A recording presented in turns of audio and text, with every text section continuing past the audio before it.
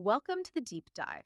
Today we're focusing on, the massive transformations really shaking up the healthcare industry. I mean, this is an industry that over the last couple of decades has just seen huge disruptions in tech, science, and even its basic business models. So our mission for this deep dive is to unpack, I think it's 8 critical challenges that are reshaping healthcare. And specifically, we want to look at how intelligent robotic process automation, RPA, is being presented as maybe the key tool to tackle them. We're aiming to get past the buzzwords and give you some practical insights, maybe even surprising facts on how these really complex problems are being handled right now. Yeah, and to really get started, you have to grasp the sheer scale of the information flow problem. Right. It's huge. We've just seen this explosion of data coming from electronic health records, EHRs, wearables, clinical trials, you name it.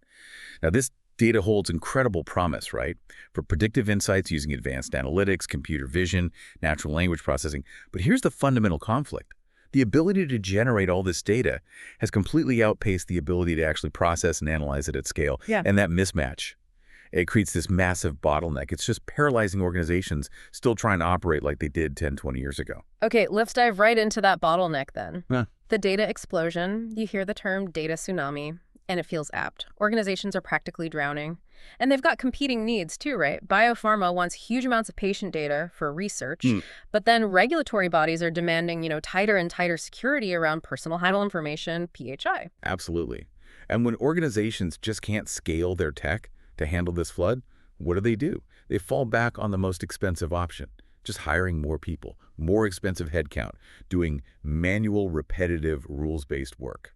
So the cost isn't just the salaries, it's the opportunity cost. Strategic data gets ignored, employees aren't doing valuable research, or, importantly, patient-facing work that feels fulfilling. Precisely. It's a huge drain, not just financially, but on potential and morale, too. So how does intelligent RPA actually cut through that? How does it manage to, structure this messy multi-channel data? Well, the key things are scale and monitoring. Bots can operate 247, 365 days a year, but it's the intelligence layer that makes the real difference. They don't just, move files around. They can actually access, read, understand, collate, structure, and even analyze data from all these different internal and external sources. Understand. So reading unstructured text, things like that. Exactly. And that's crucial because it allows for things like real-time risk stratification, patient segmentation, basically turning raw data into actionable intelligence for clinicians and admins fast. This speed, this accuracy, it enables genuine end-to-end automation. Yeah. And that frees up the human employees to focus on, actual patient care. Which leads us straight into the second big headache, interoperability and integration.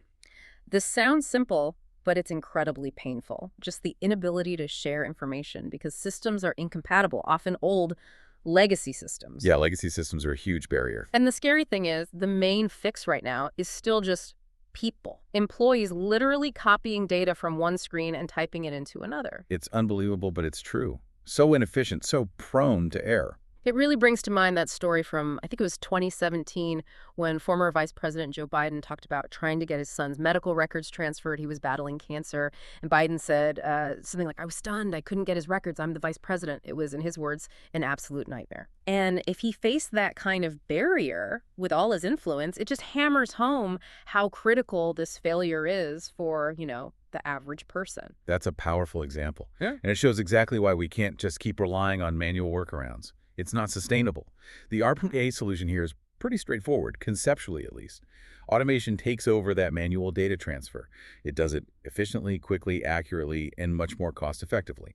It allows these different systems to finally talk to each other without a human having to type everything in. And it's strategic too, right? Not just a Band-Aid. Definitely. It's a tool that helps companies manage the evolution of their information systems step by step. That includes the nightmare task of migrating data from those old legacy systems into newer platforms. It makes it manageable. Okay, moving on, let's step into what feels like a real financial pressure cooker, rising costs.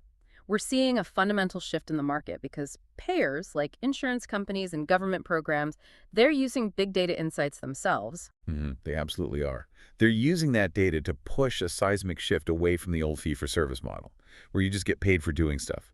Now they're moving aggressively towards models like capitated payments, bundled payments, value-based reimbursement, even risk sharing. So providers are caught in the middle. Exactly. They're under immense pressure. They have to maintain or even improve the quality of patient outcomes while simultaneously cutting costs. It creates this clear need for technologies that can measure and analyze both sides of that equation, quality and cost at the same time. And that financial pressure is directly linked to our next challenge, isn't it? Regulation. Specifically, the rules keep changing. Mandates like MaxIA, the Medicare Access and CHIP Reauthorization Act are pushing this government-driven shift to value-based care. Right. It's fundamentally changing what providers get paid for. It's not just about the procedure anymore. It demands standardization, measurable outcomes. And the definition of value is broadening. It now includes real-world benefits like did the patient have fewer sick days, is their quality of life better, things like that. So that shift from volume to value means you absolutely have to standardize and monitor everything. Yes, every process needs scrutiny, and this is where intelligent automation really shines. It's great at collecting compliance data, Yep. tracking whether standards are being met, and flagging issues or sending alerts instantly. How exactly do bots track those quality targets? Some of them seem pretty nuanced, not just simple checkboxes. They can be quite specific. The monitoring and analytics capabilities allow them to track detailed adherence measures. Things like, is a patient sticking to their oral diabetes medication schedule? What's their level of glycemic control? Are we monitoring INR levels correctly for post-stroke patients on anticoagulants? Okay. Bots can even track prescription refill frequencies. And using that natural language processing, NLP we mentioned, they can scan unstructured clinical notes to find specific mentions of non-adherence. It's quite powerful. And on the cost side, it's about automating administrative tasks, billing, pre-authorizations, things like that. What's the strategic gain there? The strategic gain is getting the auditable data points you need to prove compliance in these value-based contracts. RPA takes on those mundane, repetitive, high-volume tasks. It does them faster and more accurately than humans can, consistently. This provides the detailed, verifiable proof that payers demand.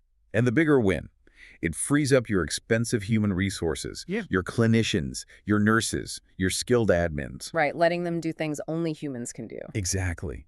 Creativity, complex problem solving, actually improving the patient experience. Those are the activities that generate real competitive clinical value, not filling out forms. Okay, let's shift gears slightly. From compliance to its close cousin, cybersecurity. And the value difference for the data here is just stark. You hear that a single patient record can fetch up to $1,000 on the black market. Yeah, it's shocking when you compare maybe $10 for a stolen credit card number. Healthcare data is just so much more valuable because it contains lifelong identifying information, social security numbers, addresses, medical history.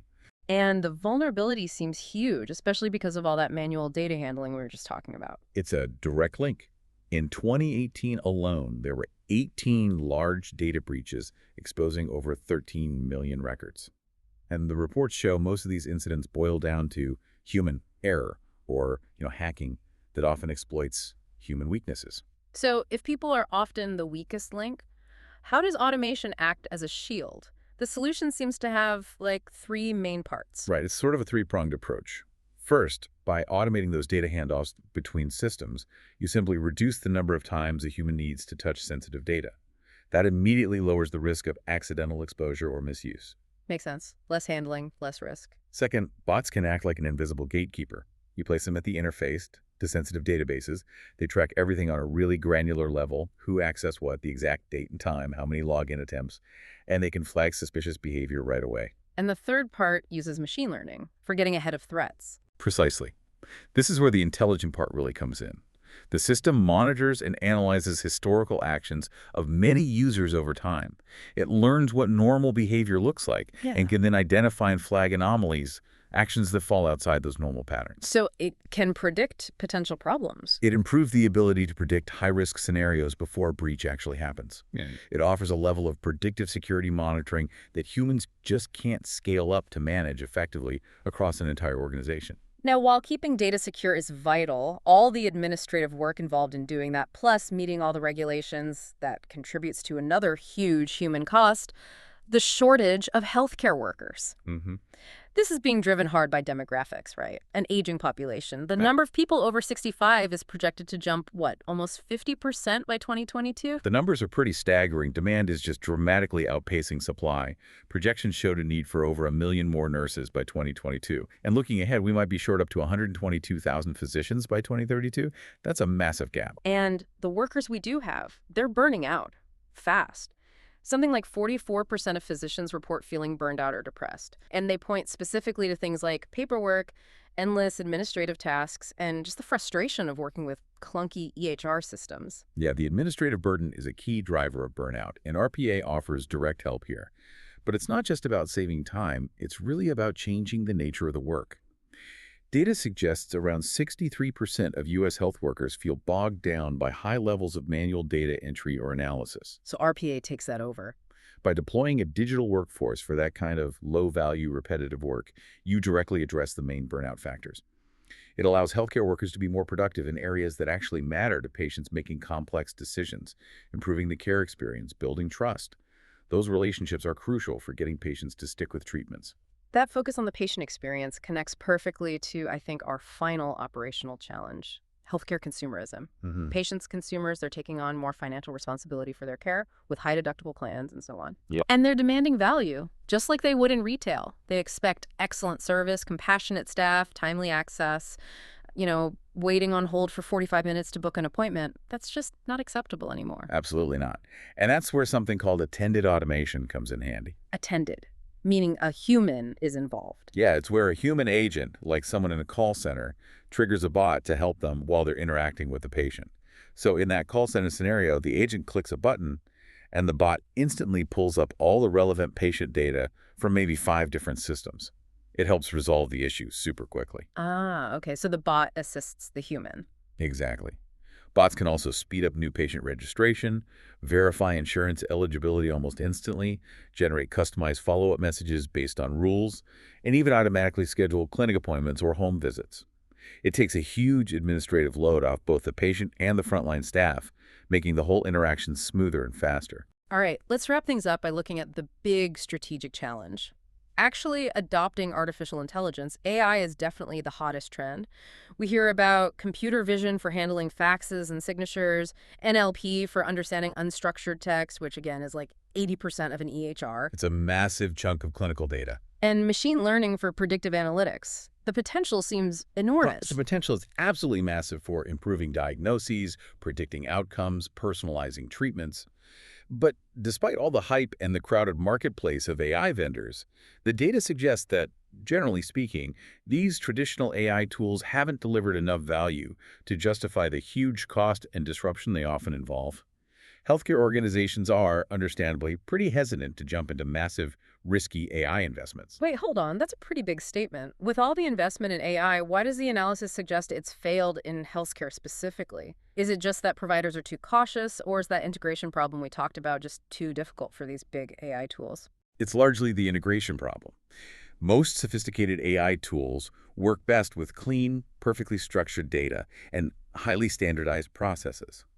But as we've established, healthcare is messy, right? You've got legacy systems, lots of manual data transfers, tons of unstructured text and notes. Right, the reality on the ground. Exactly. Many large-scale AI tools are designed almost like siloed solutions.